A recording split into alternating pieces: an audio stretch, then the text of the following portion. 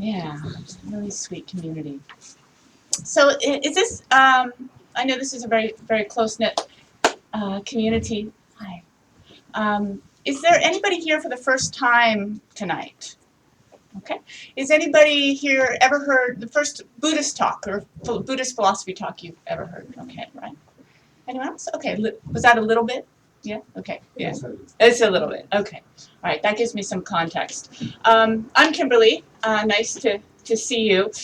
I drove up from Bainbridge Island today, which is where my family and I just moved this summer. I'm very happy to be back in the wonderful Northwest. This is really our heart home. So I look forward to a lot of time in Vancouver and being with this community in particular. So I'm really glad to see you. Yeah, please come in. Hi.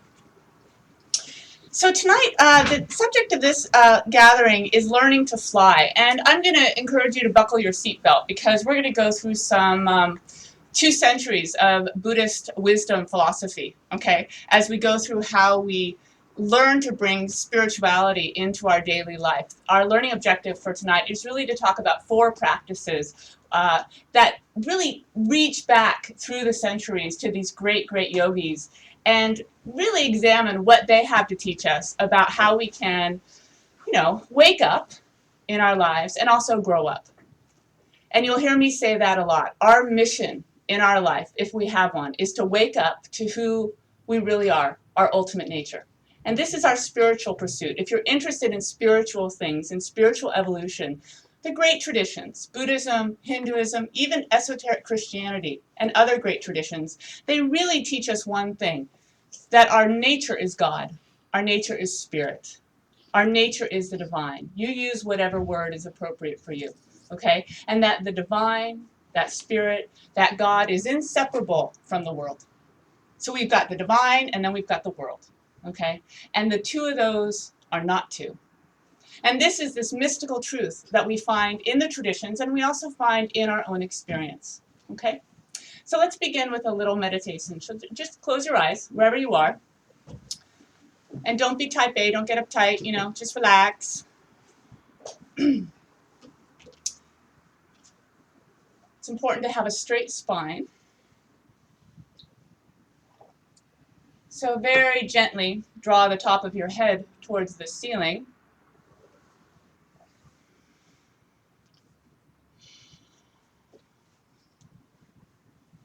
Allow your breath to become long and deep.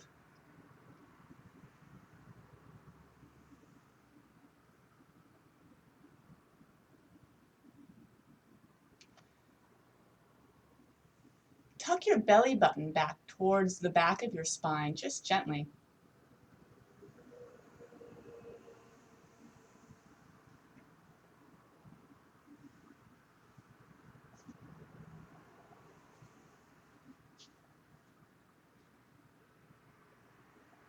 And let each exhale get a little bit longer.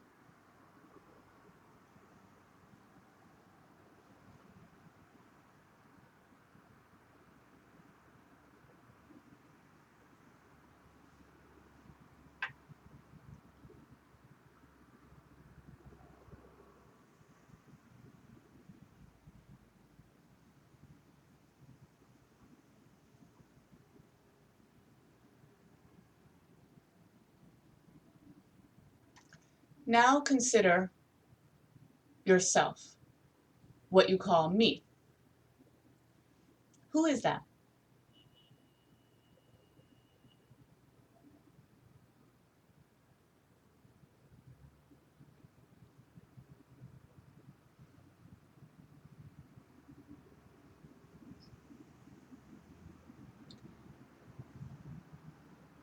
There's a part of you that is probably your everyday walking around self that manipulates and defends, that has desires and seeks happiness. The part of you that tells stories to itself.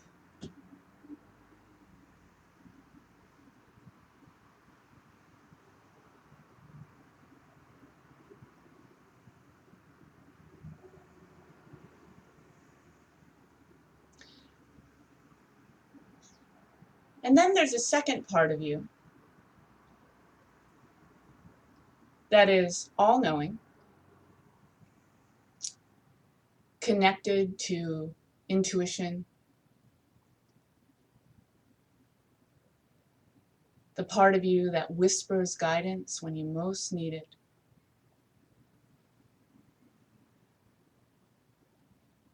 That little voice that never steers you wrong.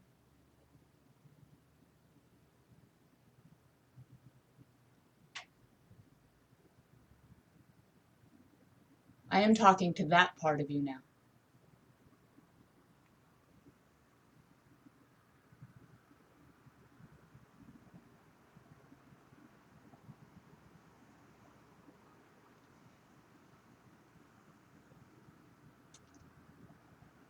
That part of you loves unconditionally,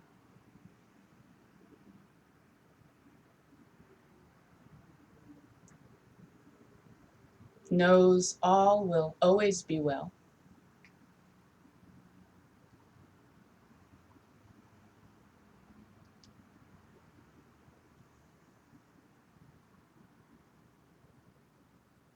that is the you that existed before your parents were born.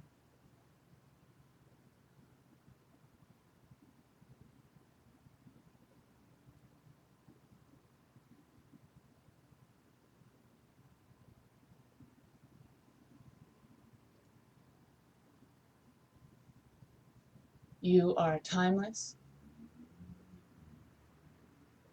eternal,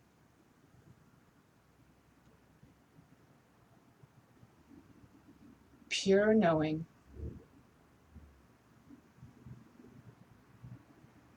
always have been and always will be.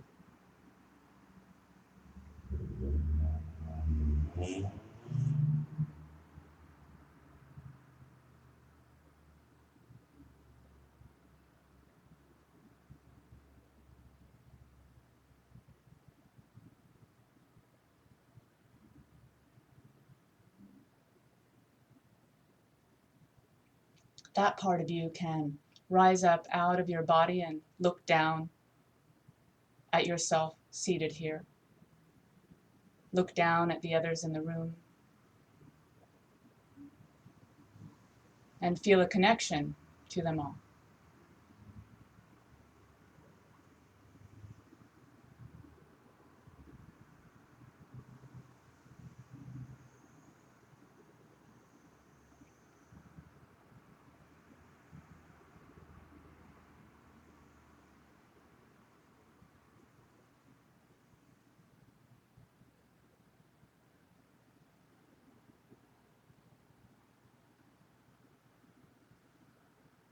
Now come back down into your body. Take a few deep breaths, and when you're ready, you can open your eyes.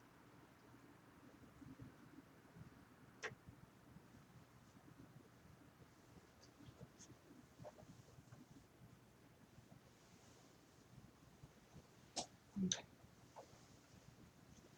So there's this idea, right, that there is a part of us that is what we call our relative self or our deceptive self in Buddhism, okay, and in many traditions. And this is say your name to yourself. You know, this is Sam, this is Dan, this is Joni, you know, this is Shadi, okay, this is the you that you think of, what you, probably, unless you've been doing practice for a long time, right, when you think of yourself.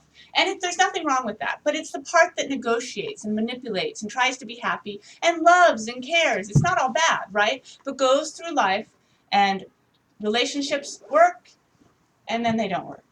New job, really like it, and then I don't like it. Really healthy, well slept, fit, had a kid, getting old. You know, like, is this familiar to anybody? Like the scope of our life that goes up and down, right? And if you're over 30, you know what I'm talking about. If you're under 30, you'll probably also know what I'm talking about, okay? There's a changing aspect to that self. That self is changing, okay? And going through life and having challenges and having good times and struggling to be happy, okay?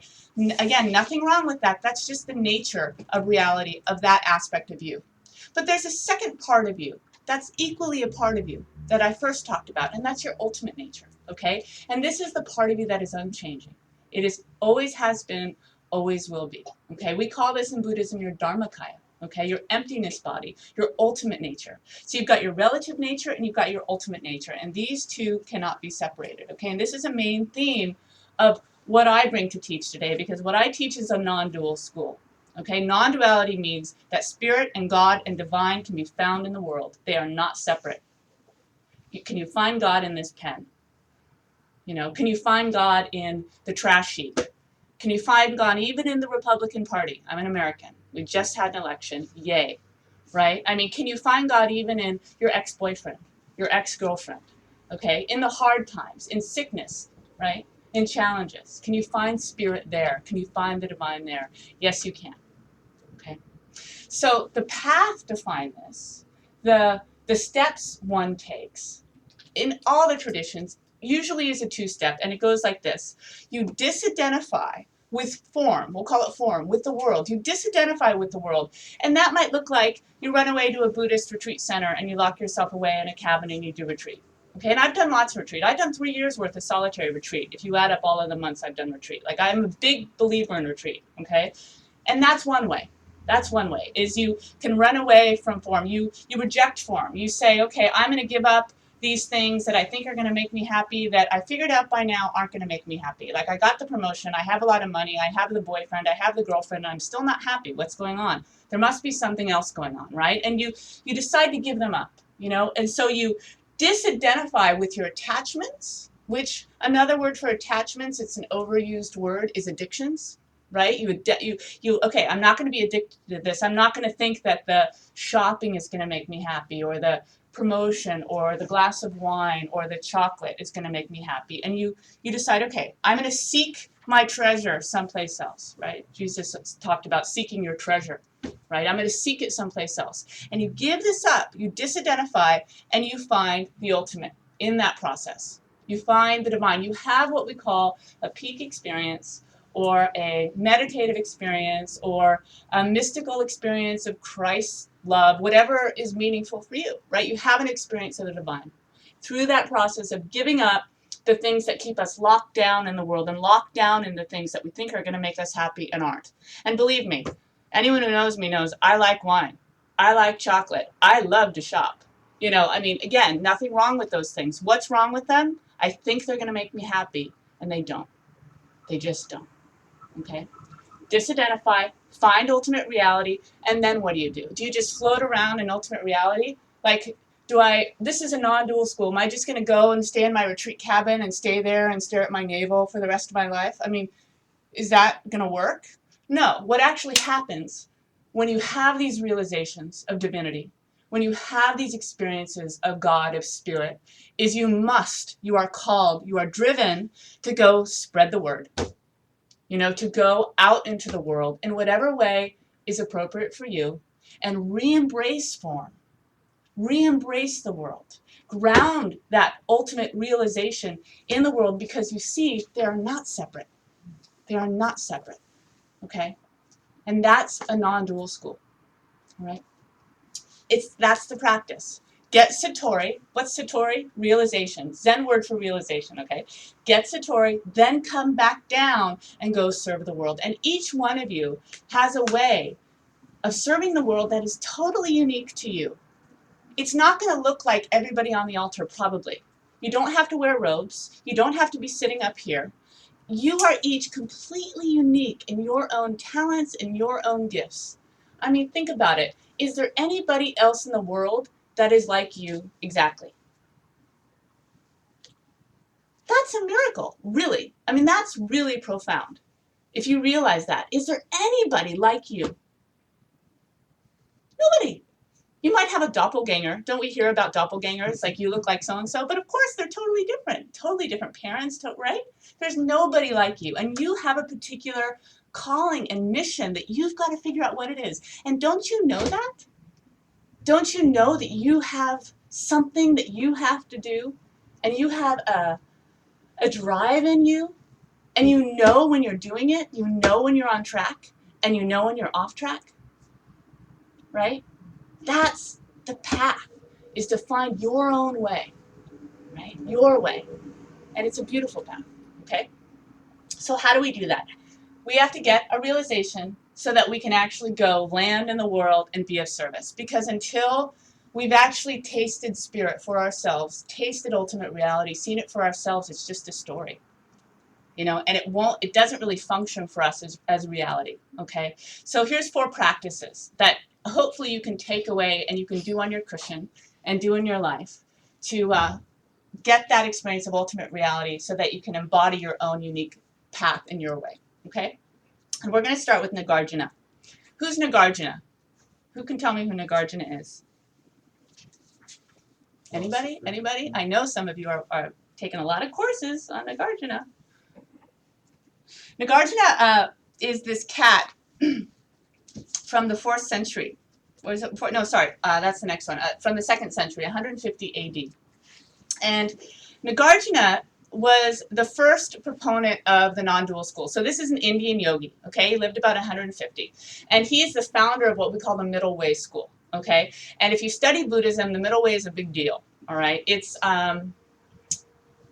probably the most, I would say, complex, advanced, incredibly deep teachings on how you see that spirit, that ultimate reality, that eternal nature that we all have, and everybody has, okay? And how you reach that. And Nagarjuna came along, and he said, okay, you want to have a satori, you want to have a realization, there's something getting in your way.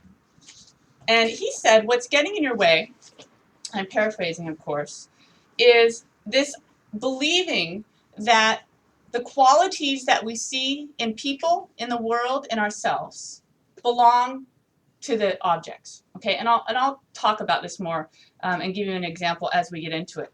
He pointed out that, you know, pre-Nagarjuna, it was called the Axial Age. Okay, and in the Axial Age, Buddhism before 150 AD, okay, you got to get this, was about, it was not non-dual yet. Okay, it wasn't spirit and God and the world actually are inseparable. Okay, it was simply what was being practiced and taught is that you had to, it was Theravadan Buddhism mostly, okay, which is amazing and wonderful, okay, but that you had to get away from the world. You had to not be married, not drink wine, not go shopping.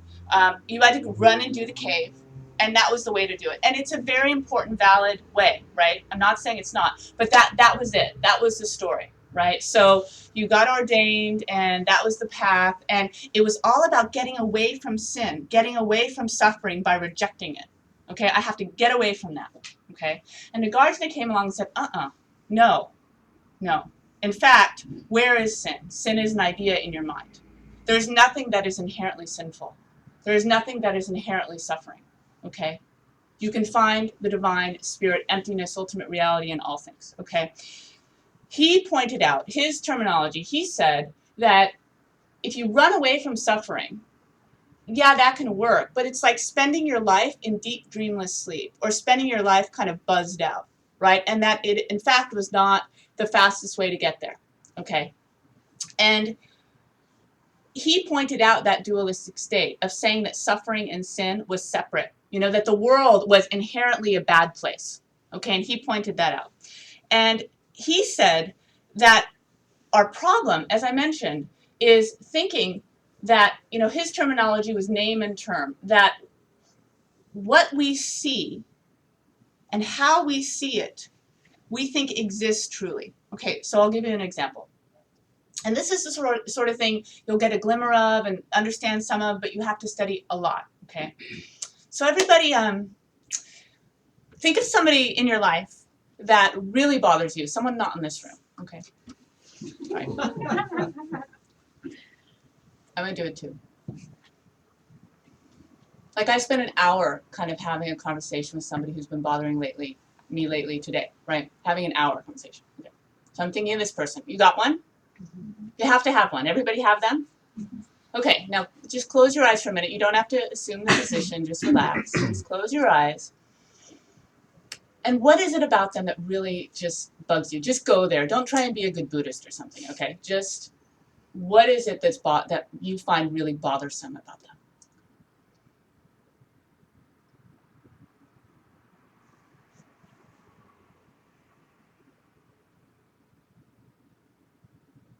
And really just go there, okay? It's important.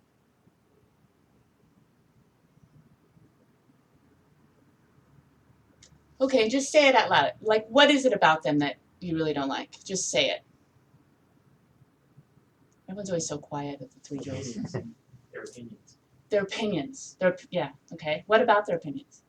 Just come on. Closed-minded. Yeah, closed-minded, okay. I'll do it. Childish. You know. Arrogance. Arrogance? Yeah, okay. What else? Always have a commentary. Always have a commentary. God. Yeah, what else? I hate that too. I do that all the time. A walking contradiction. Yeah, it's okay, you Buddhists. Come on. What else? That's all very light. Critical. Critical. Snappy.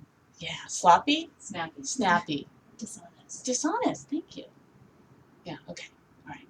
Now, how do you feel? How do you feel when you think about this person? Yucky. Yucky. Like, did you notice your emotional state kind of shift as we were talking about this? Like, I feel it. I'm kind of irritated at this person. Like, I've asked them to do a whole bunch of things, and they're not doing it. It's not my husband, by the way. I always use Portet as the example, who's amazing. You know, like, but can you feel kind of a little bit of negativity? Like, right? Okay. Can I get some nods, please? Yeah. Okay. Yeah, okay. So, there's certain qualities that arose when you thought about this person.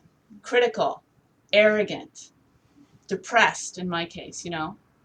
What else? Closed-minded, right? Okay. Those qualities arose, and just try and understand this. They were not dependent on the object. Because where is that person? Are they here? Are they right in front of us? No. So the qualities that we see in objects in our world, in other people, in ourselves, get this idea, have nothing to do with the object. Because we don't even need to have them in the room in order to experience them, right? They aren't here.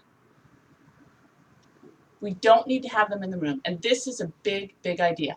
Okay, we'll do this. My famous rose. Okay, some of you have seen this. All right. This is from Nagarjuna, actually. He used a rose. It's a kuntak he used. Okay. So everybody just look at the rose. Okay, look at it. Now close your eyes and just see it in your mind's eye, your imagination. Just imagine you see it, and you see it, right? Mm-hmm. You can see something like a rose. Open your eyes. Close your eyes. Do it again.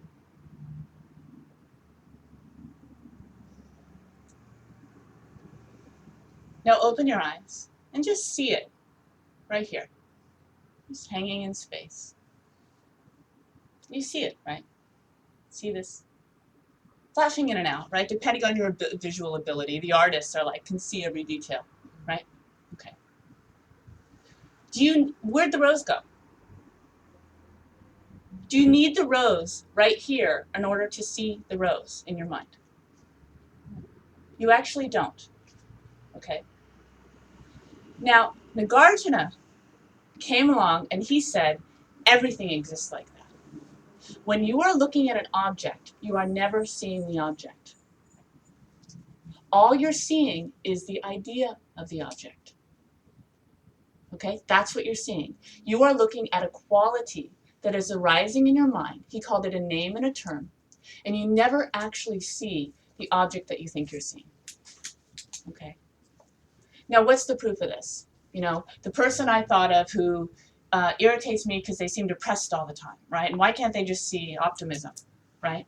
Right? So this person walks in the room and I see depressed, right? Even if they're in the room, what makes me think that they really are depressed? Do they see themselves that way? Maybe, maybe not, right? Do other people always see them that way?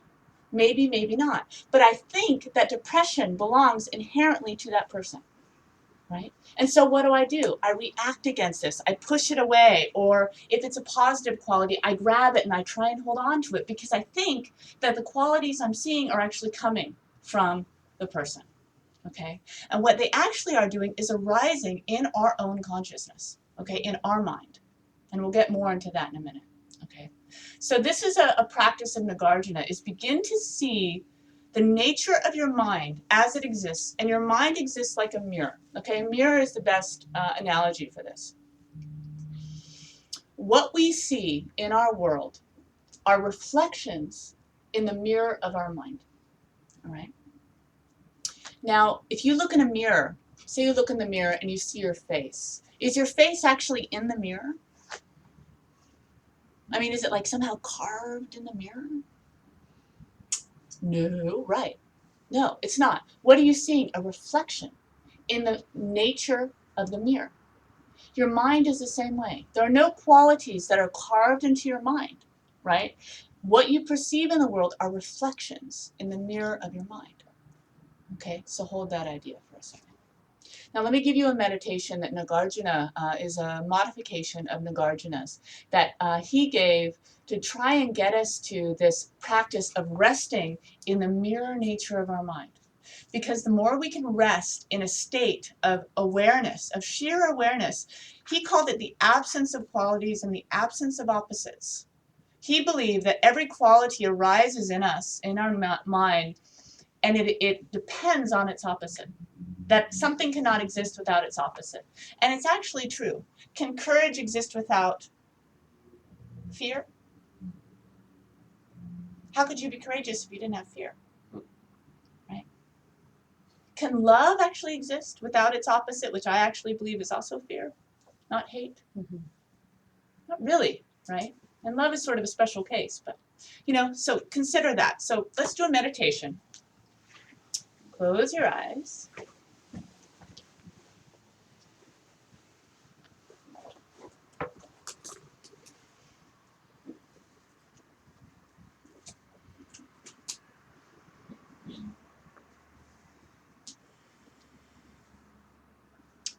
So this is a practice that you can do at home. Nagarjuna's practice of getting into a state of pure awareness. The more we can do this, the more able we will be to maintain this pure awareness throughout the day as a stage and not a state. So just take a few deep breaths. Be very relaxed. And ask yourself, how do you feel physically?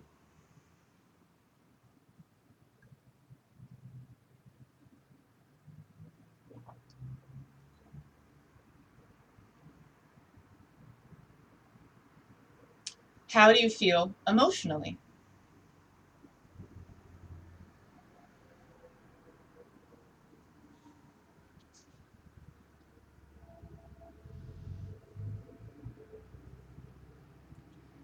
How do you feel morally?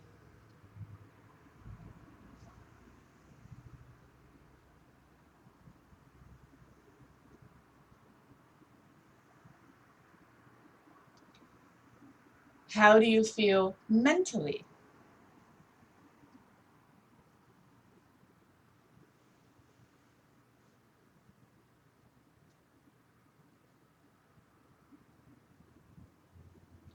Now, physically, emotionally, morally, mentally, consider all those angles at once.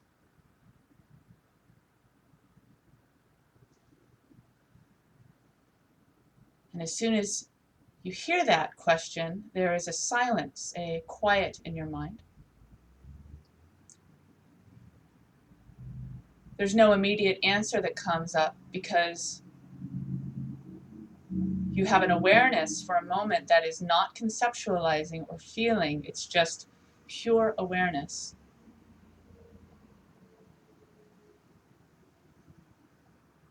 So again, physically, emotionally, morally, and mentally at once.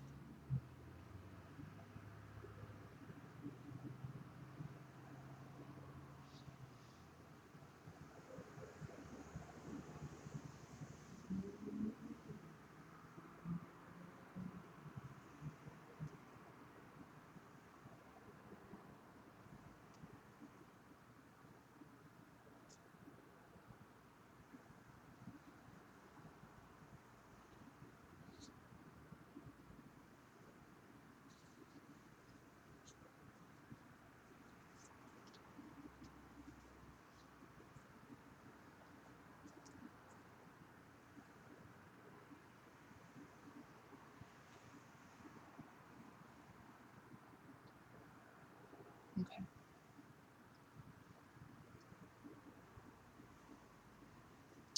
All right, good. Did you get just for a second that feeling of absence? That feeling of spaciousness? Like, what am I looking for?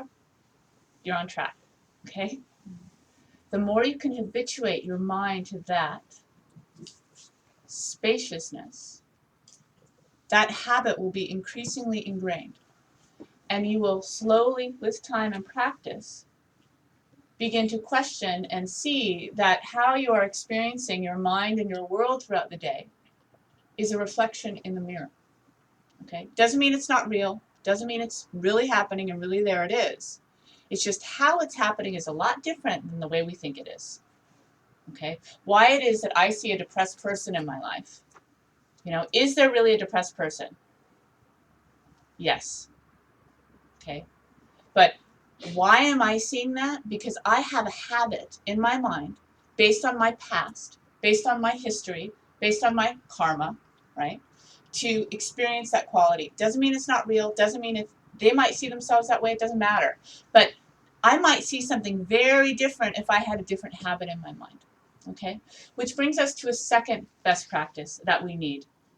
And this, quite simply, I'm going to say, is that you must wake up and see when you are not living in the moment. And I'm feeling kind of like Eckhart Tolle these days. A lot of people have read, remember The Power Now? And anyone read The Power Now? Like, it's good. It's really good, right? And I think a lot of us responded to it, and I haven't read it in years, but because he really touched on, I'm sure, many truths, but one important truth, which is that we are not living in the now, okay? We are not living in the present moment.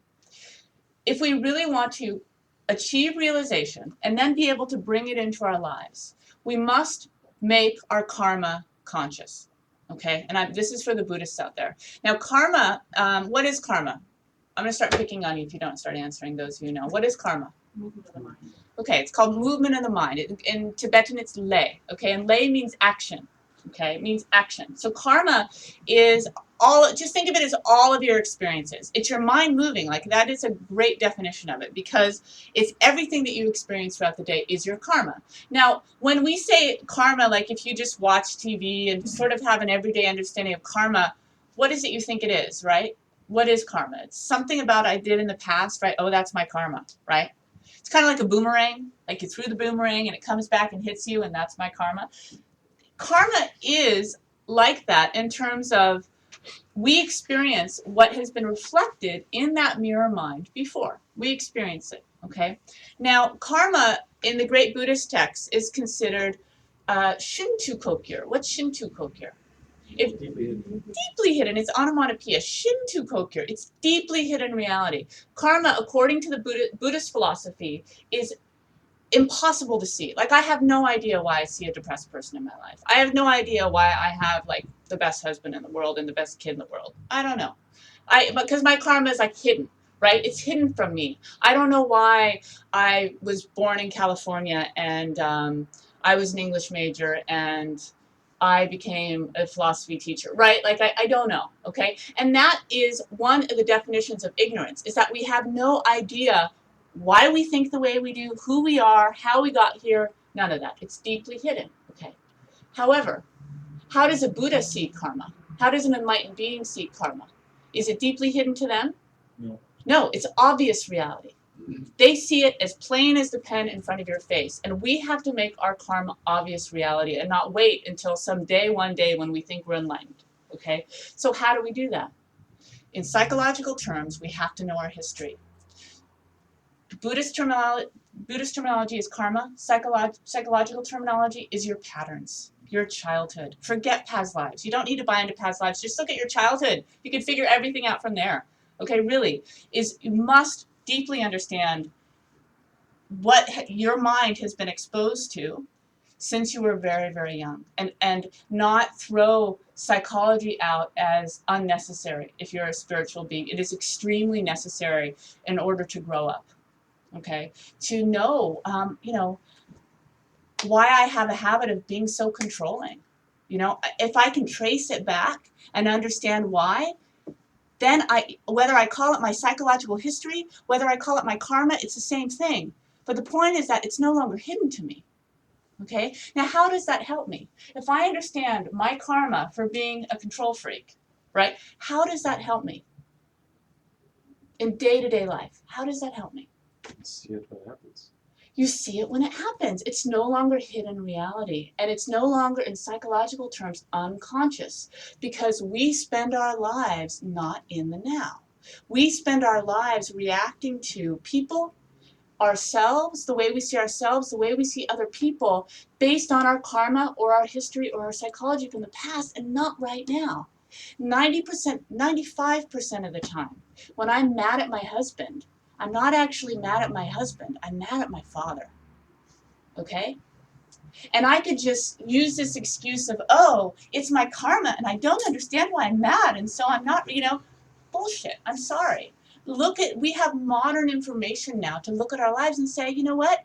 Wow, I can trace my karma in this life and see that the pattern really began here. And if I can understand, okay, I'm actually not working with the present situation right now. I'm not in the now at all, right? I'm actually dealing with some habit and pattern I have, right, from my past, from the man in my life, right, from when I was very young, and now I'm used to applying that label to the man in my life now, right? And I will continue to apply that like you're never there for me, right, or something, which is crazy about my husband. Like, that's insane. It's obviously not him, right? I will continue to do that unless I can make my karma conscious, unless I can, bring that awareness into reality. So the first practice is begin to rest in your own primordial pure awareness. The second practice is make your karma obvious reality. And do it by tracing the patterns in your life. Do you all tend to experience the same things over and over again? I'm seeing a lot of nods, right? In relationship is usually where it comes up, right? Because relationships are the hardest. Okay, so take a minute. I want you to grab some paper and pen. We always do this in my classes. We always do at least one self-reflection. And if you don't have any paper and pen, then borrow one from somebody else, okay?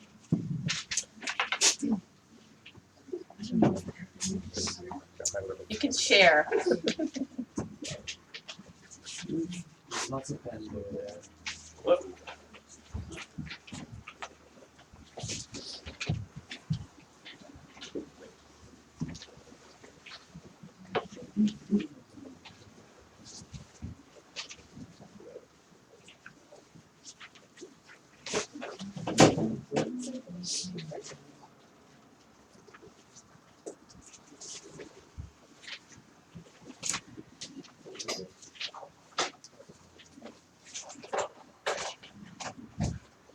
All right. So I'd like you to consider, just have a free-for-all for a second, okay? And if I ask you, what are the patterns that keep coming up in my life? In relationship, in livelihood, whatever it is for you, just have a free association, okay? It could be afflictions, like mental issues, negative states that you just can't seem to shake, right? Why am I still depressed? Why am I still angry? Whatever.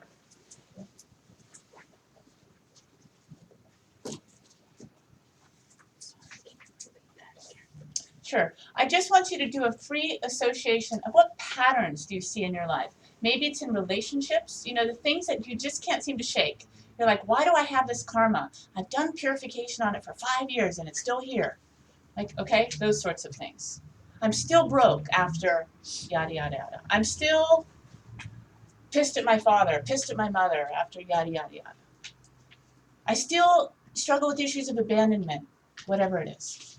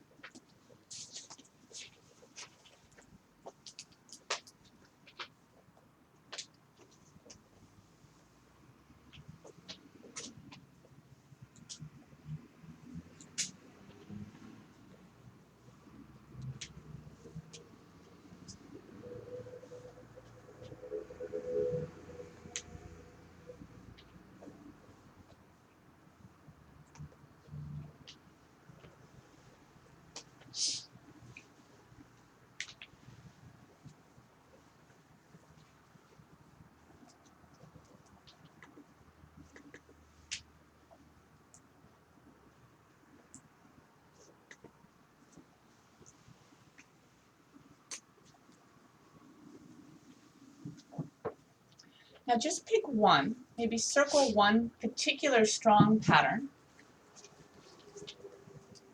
habit, problem, issue,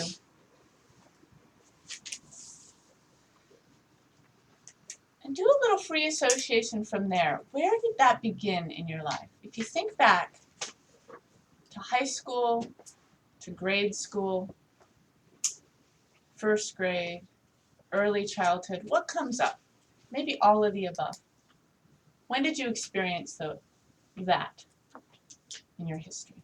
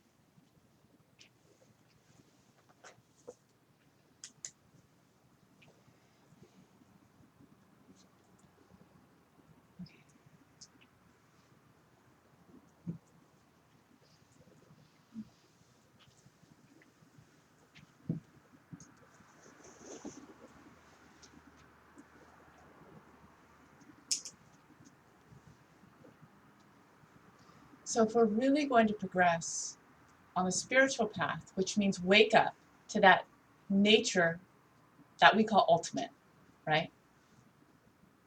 We must make our karma obvious. We must know our patterns. We must get out of this state of ignorance, of not dealing with what's actually going on in front of us right now, because wisdom tells us we actually never really see what's going on in front of us. We're always looking at our karma. We're always looking at the qualities that we're habituated to see. I'm so habituated to see, you know, a guy not there for me, right? That's just Kimberly's history, right?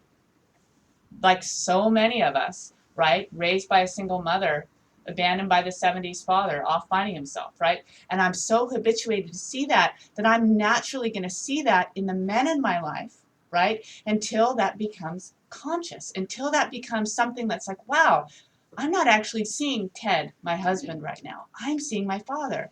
And that I will probably have that habit the rest of my life, right? But the difference is because I know it, I can see it and I can catch it, right? I can recognize my karma, my psychology, whatever you want to call it when it comes up, and go, oh, I'm seeing a sky flower. I'm not actually seeing the flower, right? I'm seeing an image in my mind that I think is that person out there. right? And that's what wisdom is we begin to wake up to what's really going on, right? What I'm really looking at is a quality in my mind. I'm not really seeing this person right there. And then I begin to step into the power of now, right? Then I begin to like get into the present moment and really relate to this person, really see this person, and then really deal with issues that come up. Because there's going to be real issues with this person, you know, that we have to deal with, okay? Kimberly? Yeah. So do you ever really see that person, or is everything is a function of your mind? Yes and yes. I can really see that person if I'm in a wisdom state, right? And it is totally my mind that I'm seeing too. And it's a deep, long question and answer about, which we're going to come to next, what the Mind Only School has to tell us about this, that everything we are experiencing is our mind. And I'm experiencing my mind right now. You're experiencing your mind right now, right? And we also can meet. We also are both experiencing a reality of understanding each other. Like I can look into your eyes and see you and understand you. You can look into my eyes and see me and understand me. Those are both projections of our mind. And because we see them as valid and real, they are. And they work. And that's the magic of intersubjectivity. Everything you experience is subjective, right? Subjective, you know what that is, right? Like my inner state. Everything I'm experiencing is my inner state. Everything you're experiencing is your inner state. But because we can understand each other, there's an intersubjectivity that is often left out in Majjhimika training, by the way, Buddhists. Intersubjectivity has been eliminated from a lot of modern Majjhimika, and it's a huge mistake, and I'm here to correct it. Because intersubjectivity, seriously, intersubjectivity is also a real thing, right? There's a we space. We can, like, the fact that we can understand each other and really understand each other is a miracle, you know. So, and it's a mystery, like how that works. It's so hard to explain in words, right? It's a mystery. Yeah. So yeah, we can. And don't you feel it? Like, haven't you had those magic moments when you're looking in each other's eyes and you know you understand each other? That's a karma too, and that's a habit too, and that comes from practice. You know, that comes from something we've done before too. That's a good question. Okay. Make your karma obvious. Okay, know your story, know your partner's stories. So you can also help your partner when they get caught in the past. Okay? And I always end up, my talks, no matter what, always end up being relationship talks, you know, and I'm not here to do relationship talks this weekend, but relationship is where it all comes down, right? That's where the growth happens and that's where the challenges happen, right? Either relationship with a teacher, relationship with a child, relationship with a partner, relationship with a friend, a roommate, for goodness sake, right? Okay, we all know that. Yeah, begin to rest. You have to grow up by understanding your own psychology. We all have to grow up by understanding our own psychology, and we also have to practice that wake up, that state training, I call it, of resting in awareness and emptiness and ultimate reality. And you might have your own practices for doing that. I gave you one. That's a pretty advanced. It's actually a Dzogchen practice that I gave you. Okay. To wake up, because we have to wake up also to that part of us that is ultimate, sublime God, right? Yes, okay. So I wanted to share with you my second favorite yogic Indian cat from the 4th century. And there was actually brothers. There's 2 half-brothers, and they were called Vasubandhu and Asanga. And they were these great, great, great yogis that came along in the 4th century after Nagarjuna and said, you know what? There's this third turning of the wheel of the Dharma, and we're going to call it the Mind Only School. And just, you know, if you're new to all this stuff, just bear with me for a moment. But they founded the Mind Only School, okay? And what they had to share with us primarily is as follows: that the mind is a mirror, and we are only seeing the qualities that arise in our mind. And of course we are. It's all happening in our mind. Of course it's happening in our mind. Like, it's not that difficult to figure out, right? But they made a slight and essential distinction, which helps us a great deal. They said that it's not the existence again, phenomenon that's a problem, like suffering and the ups and downs of relationships and my job and, my sleep, whatever. That's the problem. It's that we objectify phenomenon. We objectify the world. We think there are objects out there that are separate from us. Okay? And what the mind-only school taught, everybody look up here, is that we have these karmic seeds in our heart. Okay? It's actually taught that our mental habits, our mental patterns are stored. It's called the Meshukbe Tigle. It's a Sanskrit word for a little drop of consciousness at our heart. And when Tibetans and Indians say, I'm thinking this, they point here. They don't point here. Okay, they point here. See, I'm thinking this, right?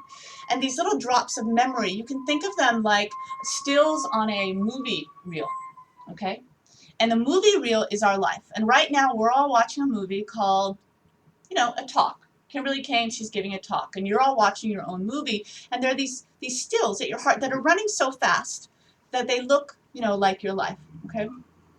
And each one of these movie stills is a karmic seed, everybody look up here, that ripens, one seed ripens into the object, behind you, thank you, the hidden rose, the object, and then the way I see the object. It comes from here. Okay, so one seed ripens into the object, and my idea rose. Right, because when I look at this, it's a beautiful rose. I see rose. Okay, and it comes from one seed. And is there a rose out here? Yes. In one way, yes, of course. Like, if you're not sure, come up here, I'll whack you on the head. There's a rose here, okay? It functions. But can you find rose in this object? Like R-O-S-E. Is it like emanating rose? I'm a rose. I'm a rose. Call me a rose. Right? No. The quality I see when I look at this is rose, and that quality is coming from me. And it's separate from this object. Because, as you've all heard so many times, somebody else might call this something different. What is this a rose to my 18-month-old? Does Roman, my son, look at this and see rose? What does he see? Toy. Color. Color, toy, is it food? Drum, he likes to drum. It's probably right? So is rose at all in his mind for this? Or even a flower, or even, he's figuring it out. And so because of that, it's proof that this isn't a self-existent rose, okay? It's not going rose, rose, rose, because if it was, Roman would see rose somehow, okay? And one seed ripens into this experience. So Asanga and Vasubandhu said, again, objects in the world are not the problem. It's that we see them as separate from us. That this rose is actually arising in Kimberley's awareness, in Heather's awareness. It's arising in you. Okay? Every object you see in this room is arising in your awareness. It is not separate from you. Okay? And I want you to begin to get the feel of this. I mean, most people feel that they are in this room, right? But can you begin to see that this room is in you? It's in your awareness, right? So close your eyes for a moment.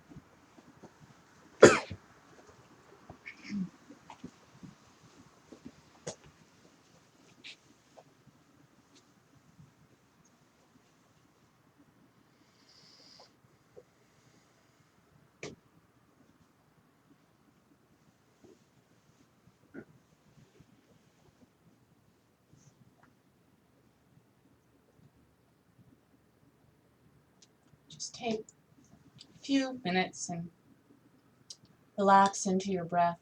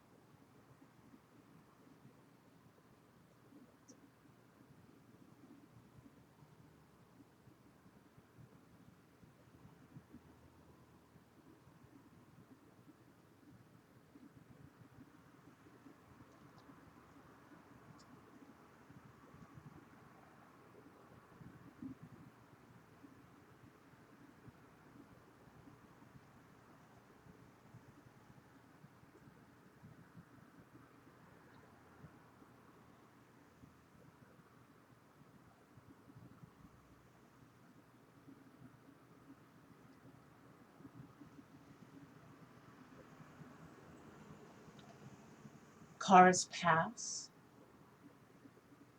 and they pass through you.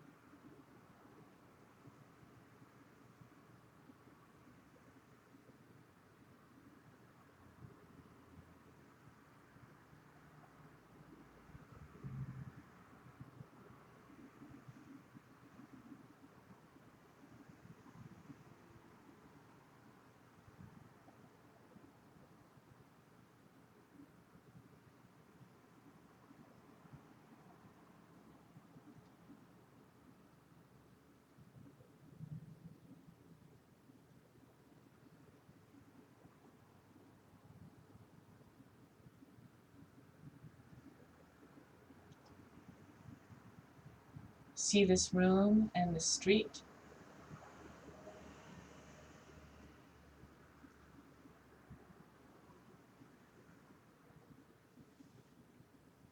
They are arising in you, not objects out there, in you.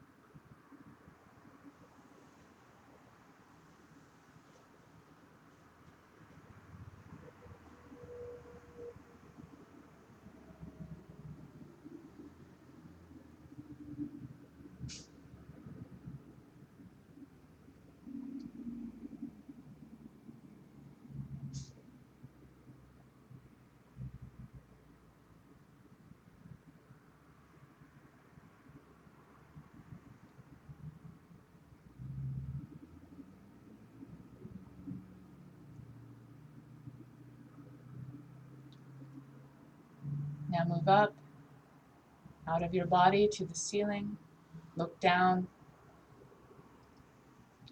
at yourself and the people here.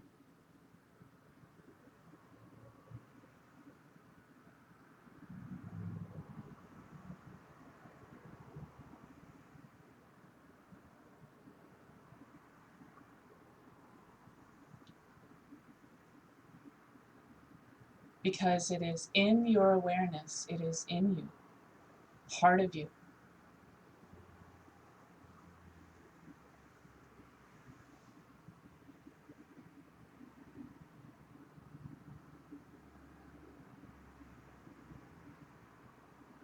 Move up through the ceiling. Look down upon Vancouver.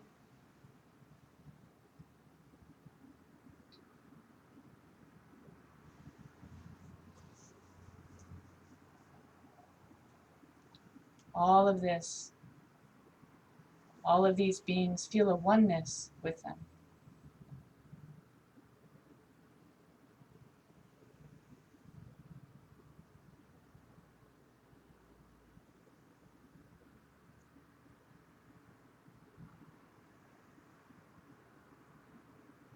There is nothing outside of you, because if you can see it, if you can think it, it is you.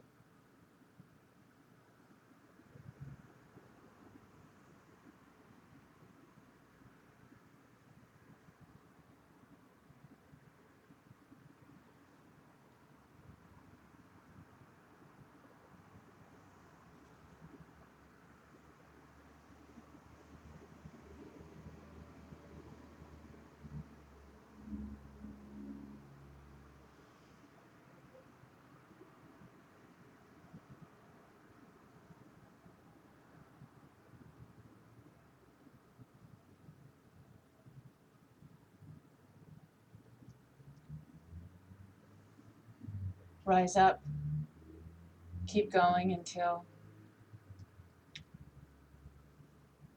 you are looking down upon the earth spinning like a beautiful gem. Beautiful blue-green planet.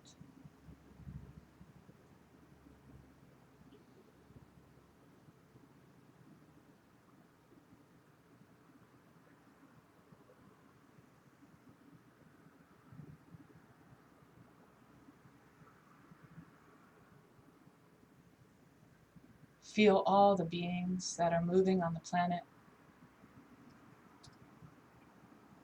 The human beings, the animal beings, the plant beings.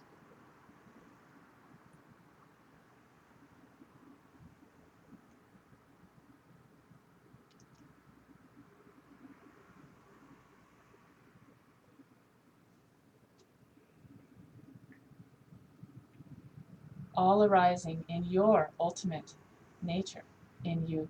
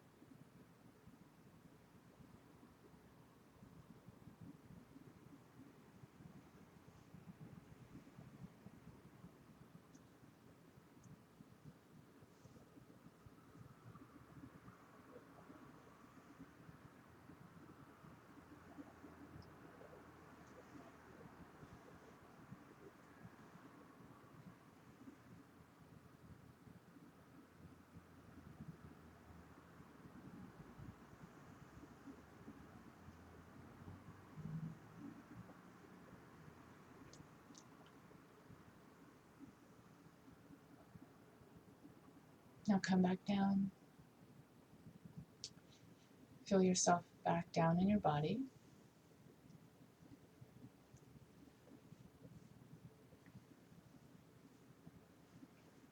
Take a few deep breaths.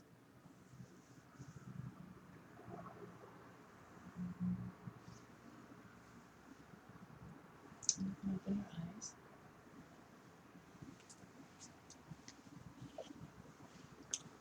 So these are practices that take, meditations that take a lot of time and a lot of effort to begin to feel into these ultimate truths of the fact that we are divine and everything else is divine, and there's no separation between us and everything else.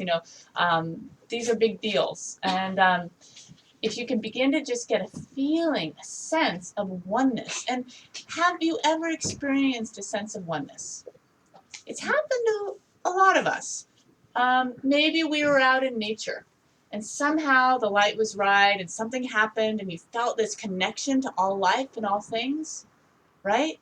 Maybe you took some substance at some show and something happened and you felt a connection to all things. Like, that's a real state. These are state experiences where we go into states and then we leave them, unfortunately, where we have a sublime insight, perhaps. Okay?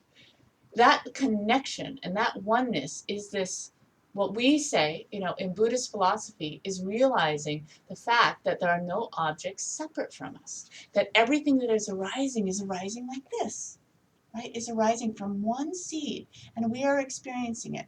But here's where the confusion often happens, okay? Have you ever heard "you're projecting your world"? Is that something kind of familiar, right?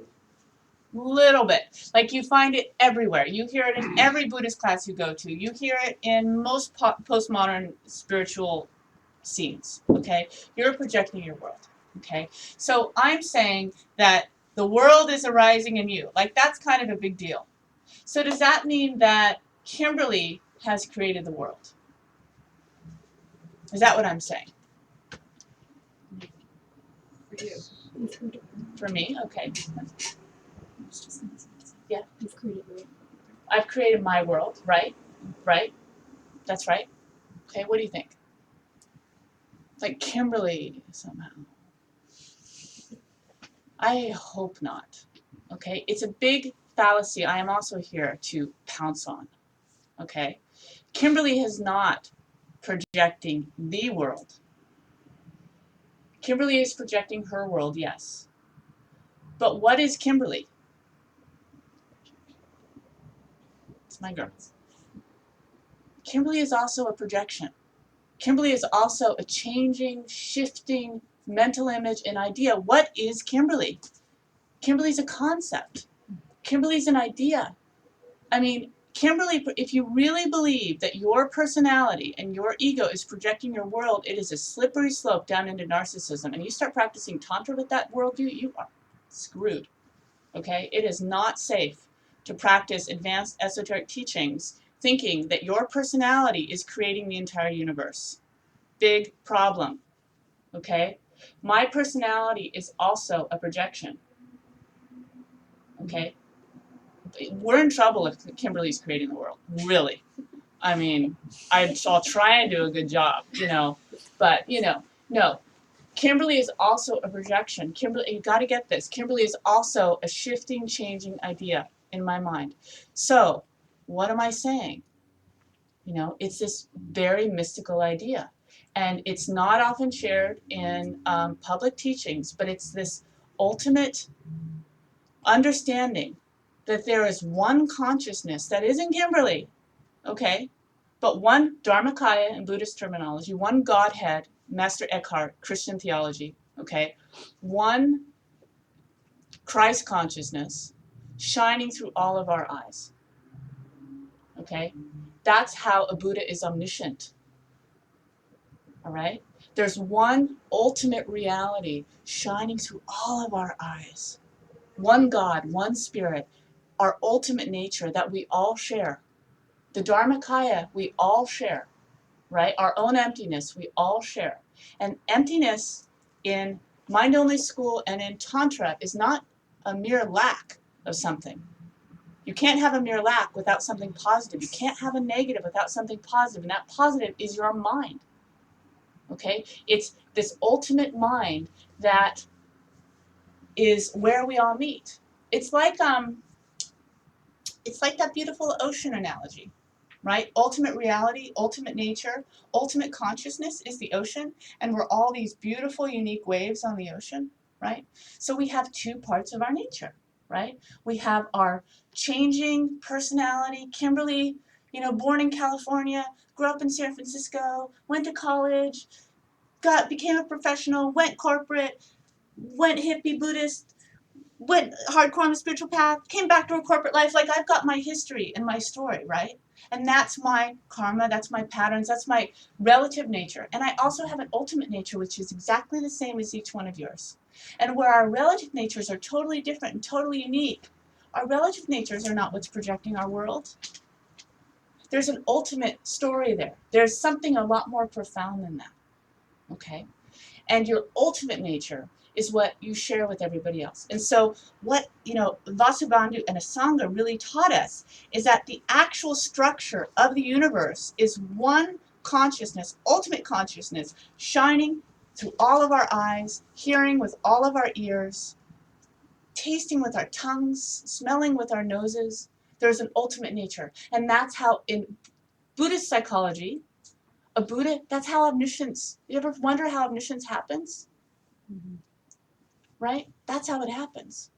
How they can see everyone's karma, how they can see all time and all space, right? That's how it happens, okay? So one consciousness, ultimate consciousness, right? And then everything exists within that consciousness. Everything arises within that. That's how, when we get enlightened, we can see all time and all space and all things, right? Okay? Okay. And I'm happy to take debates. Yeah.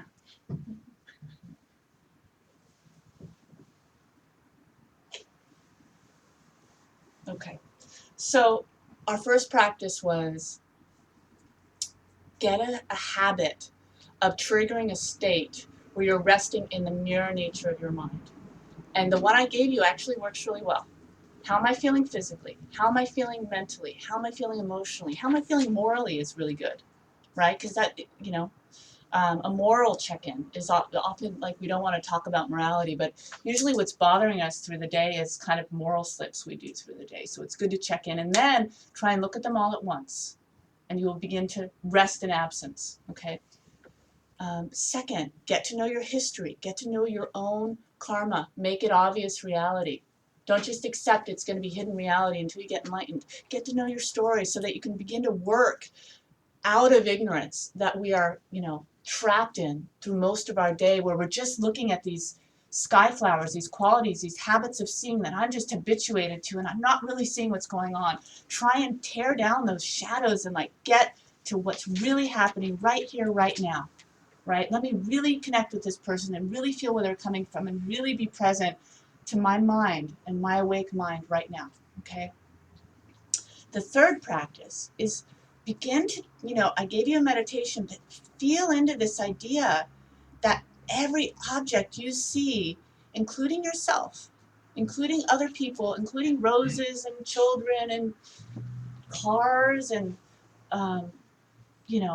all of this, these buildings out there, those buildings I see out there are actually arising in my consciousness, right? In me, not in Kimberley, right? I'm taking this step back. I'm beginning to rest, do this two-step I first talked about, how you separate yourself from your relative reality, begin to rest in ultimate reality, and then you can go back down and re-embrace. So when I'm doing that, I'm beginning to rest in this Dharmakaya idea, this idea of an enlightened mind, okay? That it all is arising in my mind. Anything I see, anything I think is me in that ultimate way, okay? This texture of oneness is what we're feeling into, all right? Yeah. Yeah. It's a very radical feeling of being one with all. Okay. Any questions on that before I move on to the last fun one? When someone taps into that oneness, Yes. do they bob in and out of, say, Bob? Like Bob disappears and goes into Bop or Bob? Bob. Oh, Bob. Yeah. Yeah. Only for one of it. Right. Did the objects disappear? Are you Bob? No. Yeah, Bob it's is an object. Yeah. Not necessarily, but it's the difference between a state and a stage. What yoga is for, what meditation is for, is to trigger these states of realization. I mean, what is a state? A state is something that comes and goes. Like sleep is a state that I'm very fond of, that I don't get enough of. Because sleep comes as a state, it's a mental state, and then it goes, right?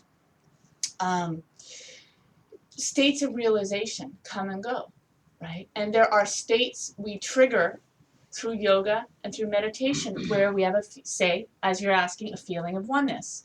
And unfortunately,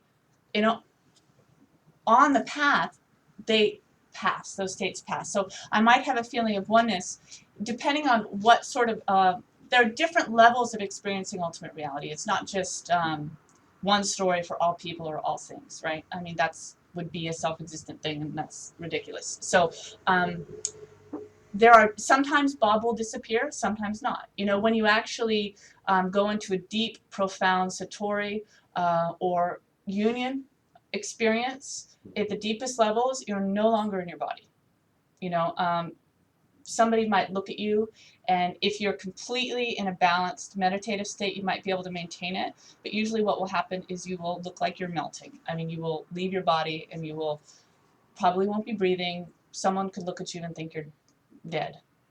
So Bob ain't around at that point. No Bob. But, haven't you walked down the street and just had moments of insight and clarity, a state experience where suddenly, and there were still buildings and you could still function, and, so lots of different levels of experience. But our purpose, the path, is really about the more I can habituate my mind to a state of wisdom, the more chance I have of turning that state into a stage.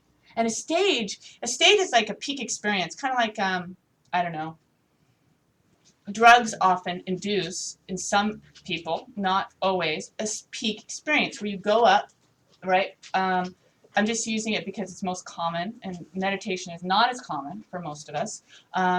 You go up, you have an experience, and then what happens? You come back down, okay? So it's a state, but not a stage. What's a stage? You have an experience and you stay there. And that's what we're going for. That's why drugs as a path don't work, because you're not actually learning how to get to states on your own. And I'm not like super anti-drug or anything, whatever. But it just, unfortunately, it doesn't work, because we have to learn to get to these states of oneness, these states of wisdom, of understanding through practice and through effort, right? So that we don't go woo and come back down. We go up and we stay there. So state training is what yoga is all about. State training is what meditation should be all about. And if your meditation isn't functioning for you as state training, you'll probably want to look at it again. Okay? Not that you're going to get into a sublime state every day. It takes effort and work, right? Okay. Yeah. So every one of us as humans can experience the state of oneness. It has the potential to do that. But what about other living things like a cat, a plant, Yeah. or a rock? Yeah. Inanimate. Yeah, inanimate. Well, it's interesting because there's a pre-rational state of oneness and a trans-rational state of oneness. And my baby in utero was experiencing a sense of oneness, right? Absolutely. And actually, my child up until about 6 months believed he and I were one. Like he actually did think mommy and him were one being, right? So there is a state of oneness, and it's beautiful and it's profound, and it's a pre-rational state of oneness, which is wonderful. And usually just lower limbic, lower, not lower as in worse, but rocks. I don't know if rocks experience it or not. But that exists. And this trans-rational oneness that I'm talking about is, highly awakened, enlightened realization, right? Which my 6-month-old probably did not have, right? Okay, because there wasn't that conceptual understanding of, oh my God, I am God, and so is everyone else, right? Okay, yeah. Questions? I really liked your ocean analogy there. Do people community like as a whole, just like the oceans has tides and states? Yeah. Do they ever go into different states as as a whole? Oh my God, yeah, it's so great you asked that. I believe going to states as a unit, like as a we, is that like you mean together? Yeah, together as a whole ocean. Yeah. I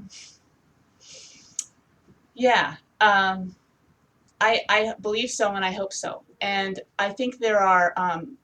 I think the Atlantic can go together first, and then the Pacific can go together first before one ocean will do it. And the reason I'm fond of that question is I believe, as do my teachers believe, that the cutting edge of spiritual evolution is actually what happens in the we.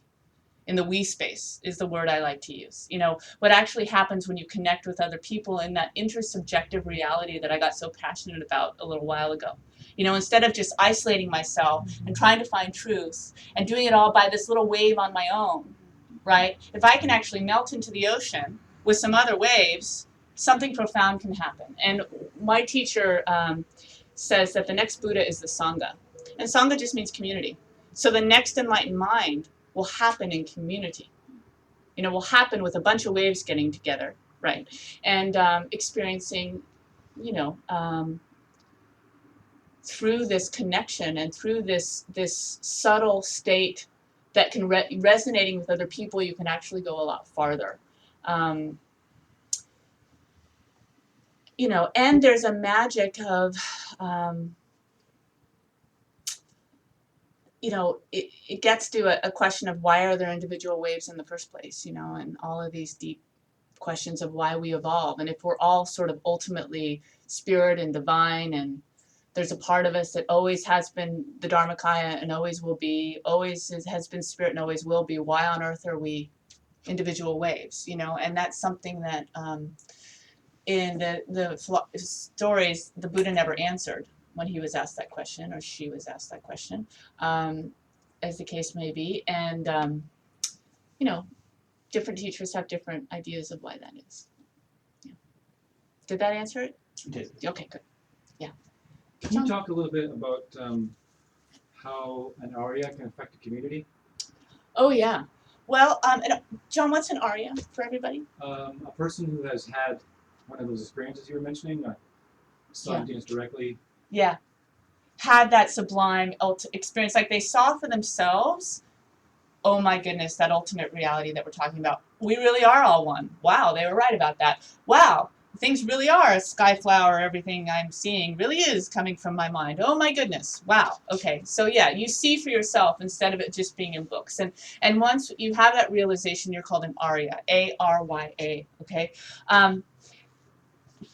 Individuals who have achieved not only state experiences, but have translated that into a stage, right? Which this realization that John is referring to denotes that, okay? That somebody has seen ultimate reality enough and had enough union with it where they now, there's no going back to a level of ignorance that happened before. They know how things work, and even if everybody called them crazy, didn't matter, doesn't matter, right? They know how things work, and okay?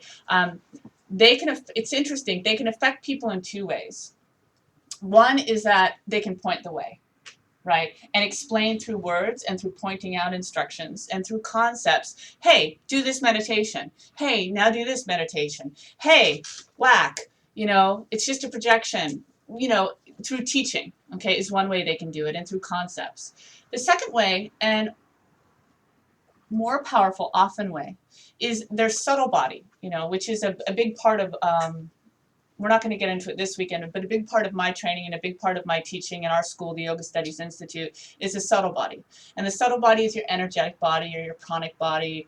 And their subtle body is now on a different wavelength. I mean, in all these beautiful churches around the world, what's on the stained glass? Light bodies. I mean, there are these angels up there, these divine beings with halos and with lights, and it's actually not so out there anymore.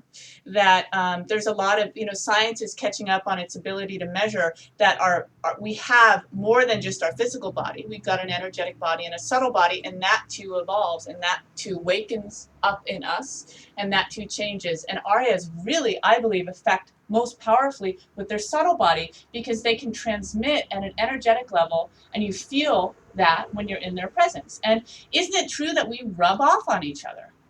I mean, why do parents want their kids to be friends with who they want their kids to be friends?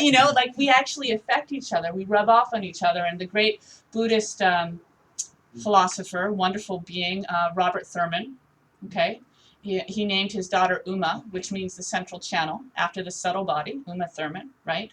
Robert Thurman's fantastic. I love the analogy he used of someone like an Arya, where it's like I like bubble baths a lot, and I take a lot of bubble baths, and it's like you get all these big bubbles, and imagine one bubble lights up with light. What happens to the bubbles around it? Do they get affected? Yeah, they start to light up, and it seems silly, but that is really how I think most illustrative of how Aryas and beings who have achieved these realizations can help each other and affect other beings as well. And it's very much like if you're in business and you really want to succeed in business, what do you have to do? You have to have a mentor. Like you have to find somebody who represents what you want, and the realizations and the wisdom that hold that wisdom that you want to develop. And what do? You glom onto them. You get close to them, right? And they rub off on you and they teach you. And that's really what Aryas do, And it's why it's important in the spiritual path, if you have ambitions to wake up in the spiritual path, that you need to find a teacher, right? And you need to find a teacher that's done it and has walked that terrain. They not only know the map, but they've walked the terrain, both, right? They can tell you the map, and they can also be your guide because they've done it. Okay, yeah. Do you have something you want to share about that too? I'd love to hear your thoughts.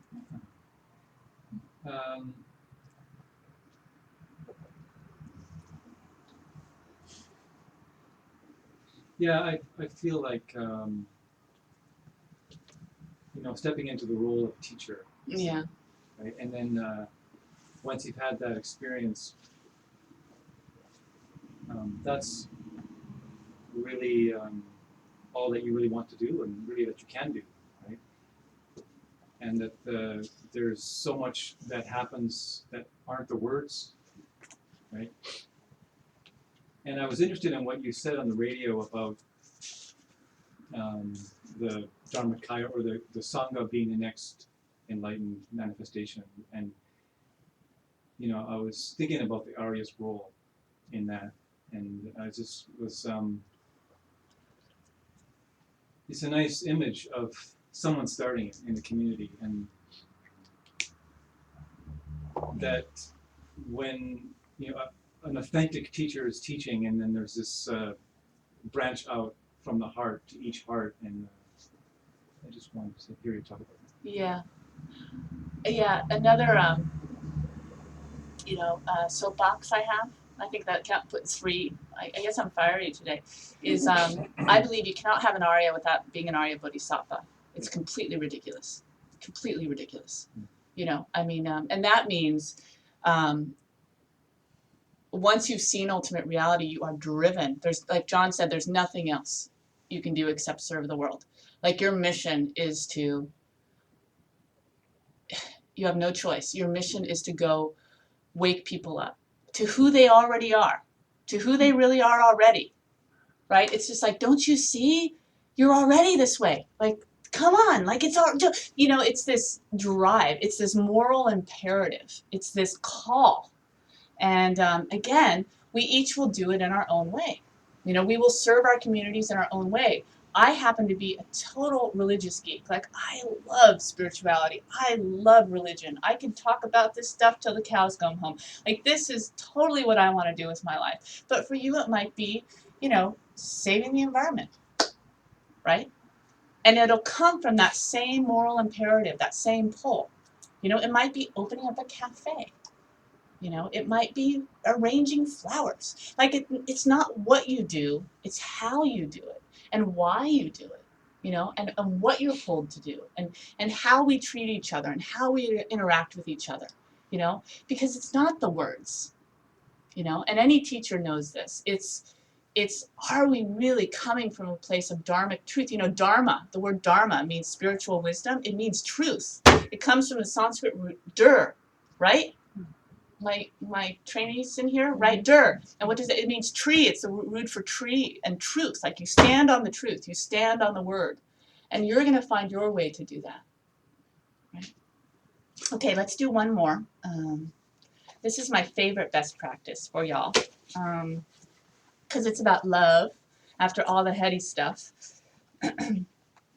And the fourth, you know, most essential practice for realizing wisdom and then bringing it down into our life is to cultivate love.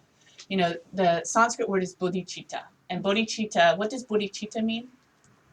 Bodhi means mind, citta means heart. So it's like an awakened mind heart, right? It's this realization of oneness, actually, that we are all completely connected, and that the way to happiness is actually to serve other people and to not serve myself as number one. And that's the way to get over depression. That's the way to get over all of my hang-ups, is to serve others, right?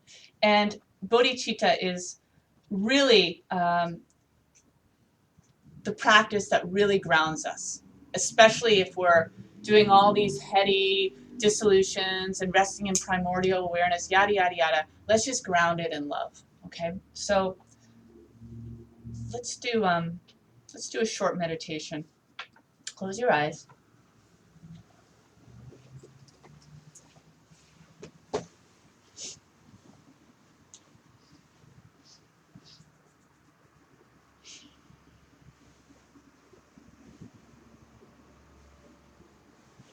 And just enjoy this, okay? Relax and enjoy this. So imagine somebody that you love very much, and you know, sometimes that person also brings up affliction. So pick someone it's easy. It could be a child. It even could be a puppy, a baby, or if you're picking like a partner, really focus on all of their wonderful qualities and how you felt when you first fell in love.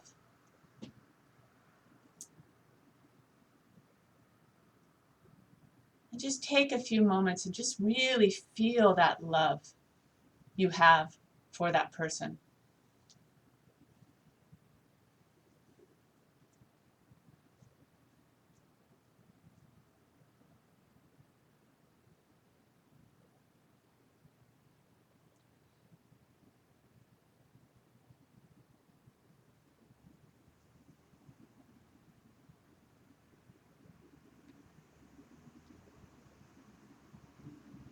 Feel that love in your heart region.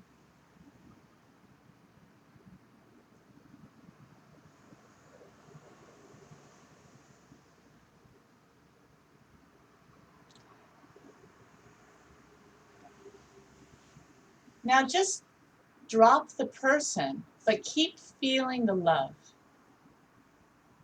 Focus on the feeling and not the person.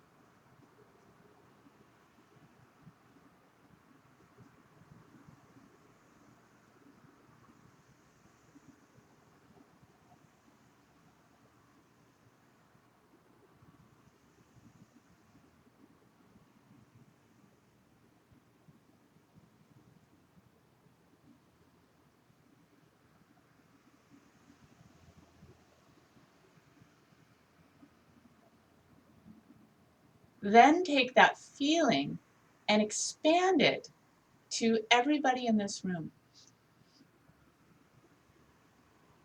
Focusing on the feeling. Feel it going out and out, embracing and encompassing everybody here.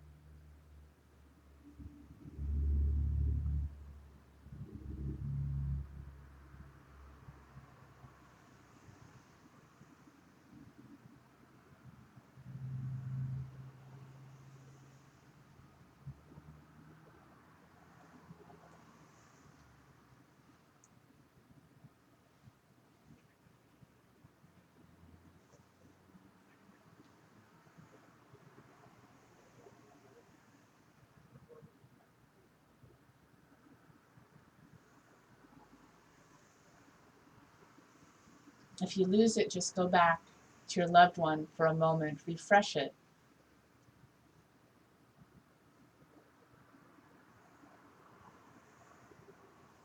Then focusing on that feeling, see it as a bright, brilliant white light. This feeling of love expanding out to all the city, like white light shining from your heart and touching everybody in Vancouver.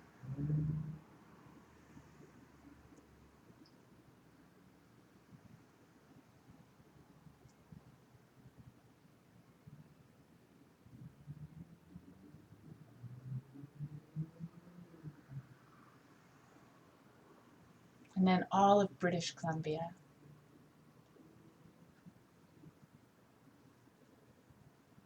All of Canada.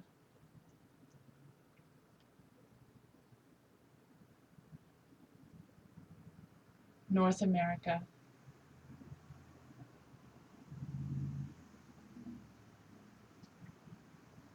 All around the planet, as if each heart were connected with white light.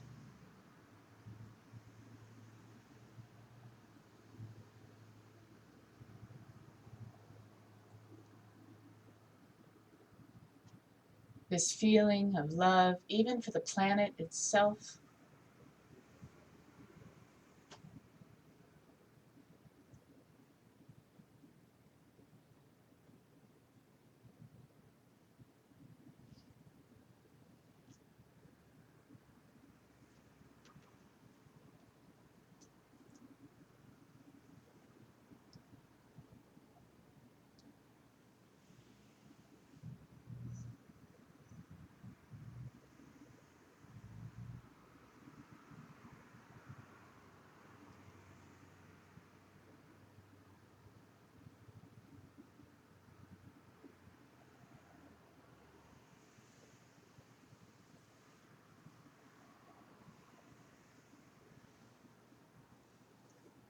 And then on an inhale, come back to your body.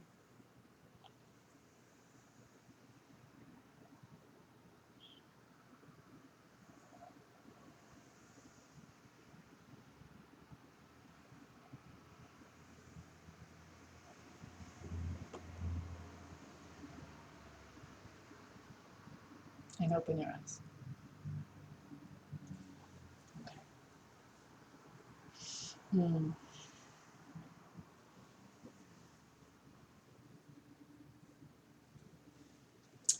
So, we've done a couple of very heady, very, typical but complex Buddhist meditations. And really, the Tibetan Buddhists are wonderful with love meditations, but I think it was the Christian contemplatives that really brought it down and made it real, because Christ came along and he said, yeah, you had those 10 commandments and that's great, but I have a new commandment for you, right? And that is love one another as I have loved you, right? And by the way, turn the other cheek, right? And love can be the path to this ultimate reality as well, because you do not have emptiness without love, or bliss, okay, is the sexy Tibetan word for it, but it's love. You can't, the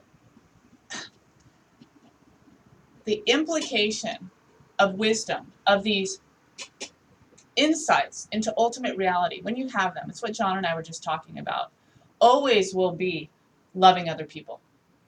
You know you're on track with your wisdom training, because that's what this night is really about. I'm giving you these techniques for enhancing your wisdom, right? For doing that step of, okay, let me get to ultimate reality. You know you're on track if your love is increasing.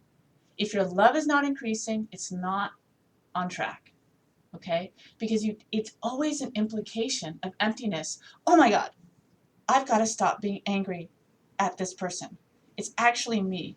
Oh my God, I actually have to change how I live my life. Oh my God, it's my heart, and I have to love other people. Like, when you are flabbergasted with the need to love others, you're on track.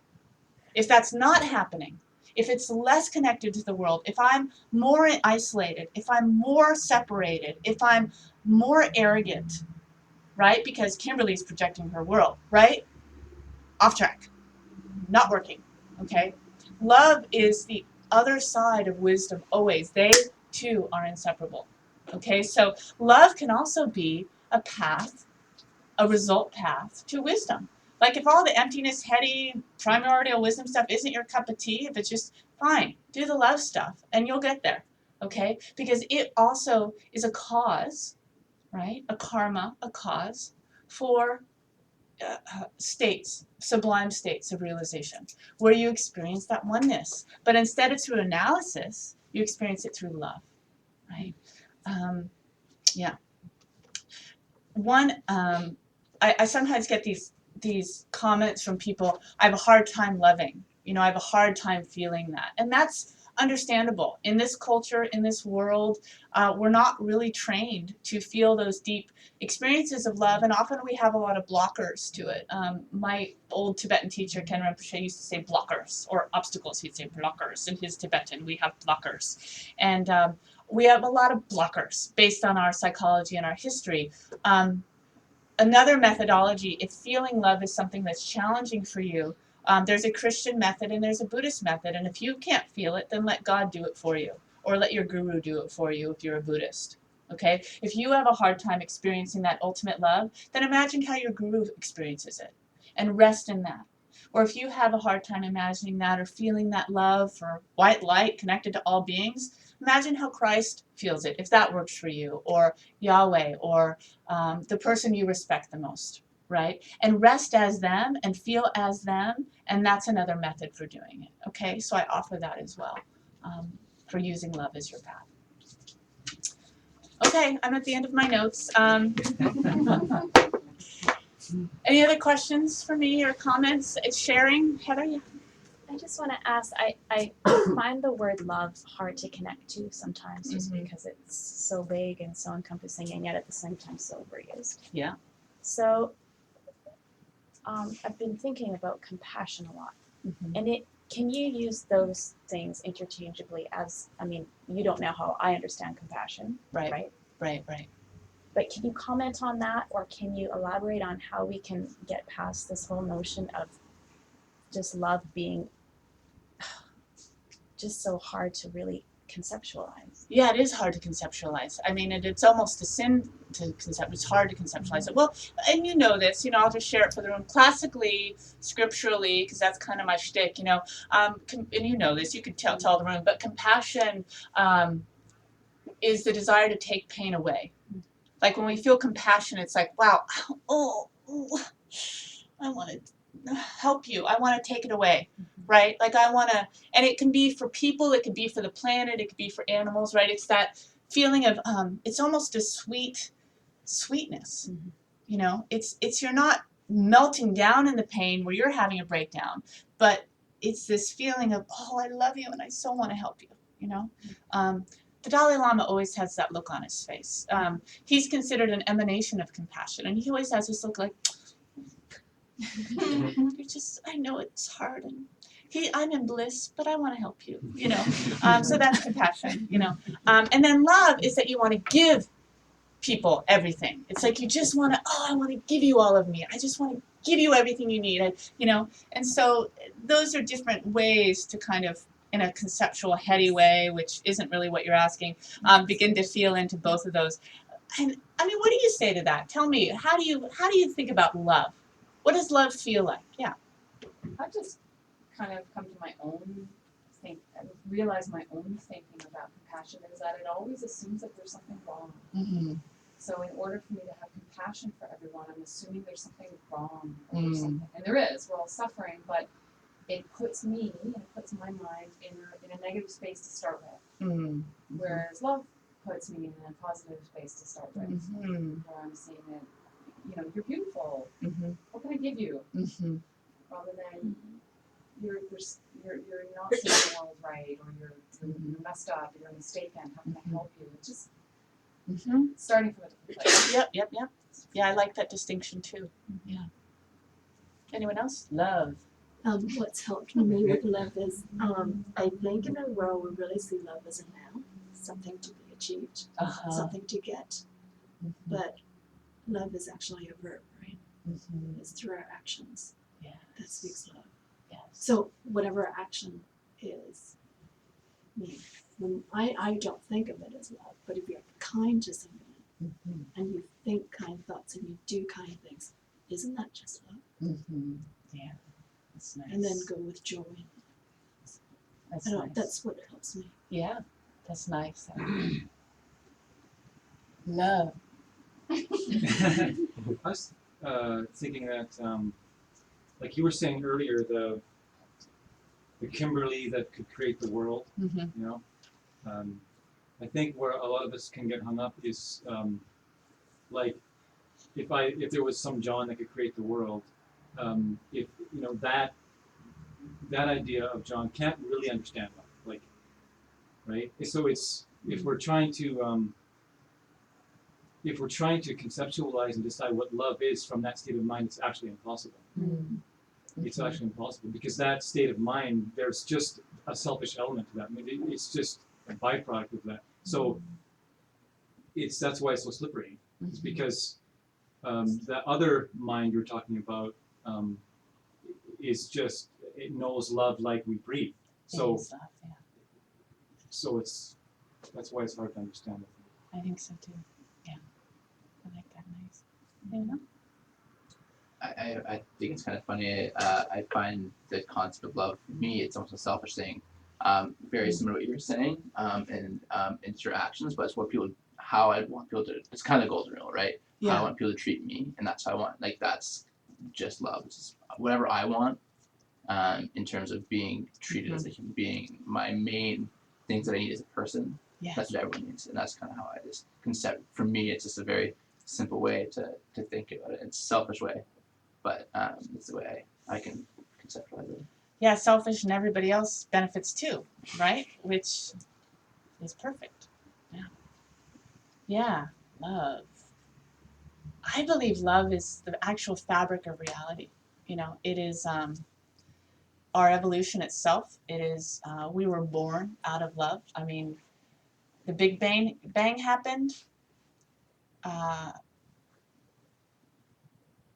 of love. Think of how creation happens. Two cells get together, get frisky,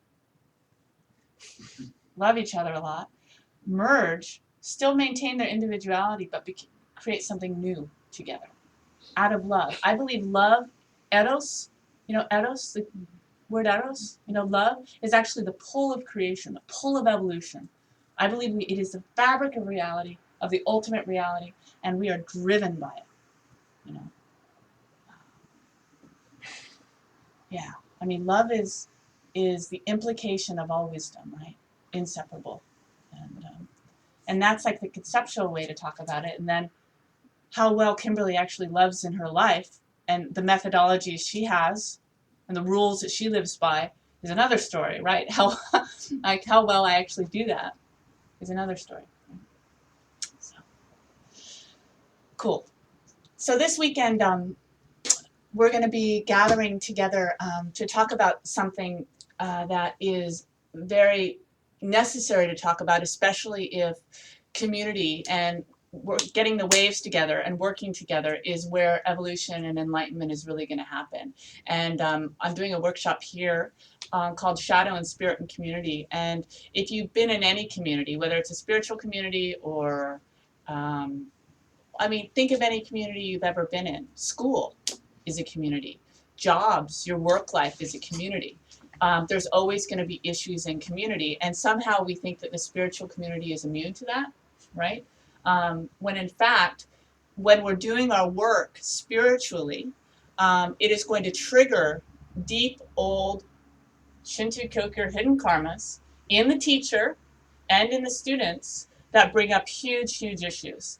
And that itself is not a problem if it's conscious, if it's transparent, and we help each other through it. So I'm coming from a community that had a lot of crises this year, the Diamond Mountain community in particular, if you're familiar with that, and any other yogic or spiritual community that you're aware of, you'll find a crisis. You'll find a fall from grace of some sort. It might not be public, but dig a little deeper and it will be there, okay? I promise you. It's not a matter of when, or sorry, I always say this wrong. It's not a matter of if crisis is going to happen. It's a matter of when, because we're growing, and in growth, these things happen. And the problem is we don't talk about it, and so I'm here to talk about it. And with a lot of support and a lot of conversations with peers and teachers of mine over the past 3 years, frankly. So there's a lot of tools I'm going to bring to share. And invite the elephants in the room, right? And sit them down and have tea with them. And not at all we're not going to talk personal, inappropriate things. We can talk about all these things in big global strokes because it's big global, big picture archetypal issues. Okay, so if you're interested in that, we're going to spend a lot of time about talking about sex, a lot of time talking about power, things like that. So.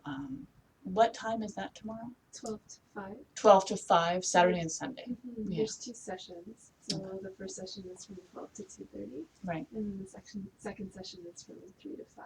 Right. Yeah. Yeah. And I also believe that we need to find a way forward together as a community that integrates everywhere, where we've come from and all the traditions we've come from, instead of rejecting it. Right, that really integrates all of the wisdom that we have to bear. So I'll be happy to see some of you there tomorrow. I know. Okay. Anything else? Okay. I hope this was interesting and helpful, and I'm happy to see you all. And I'll see some of you tomorrow. Okay. Thank you so much. Thank you, Three Jewels. Yes. Thank you. Amen. Soha. Is tomorrow a repeat of the Sunday?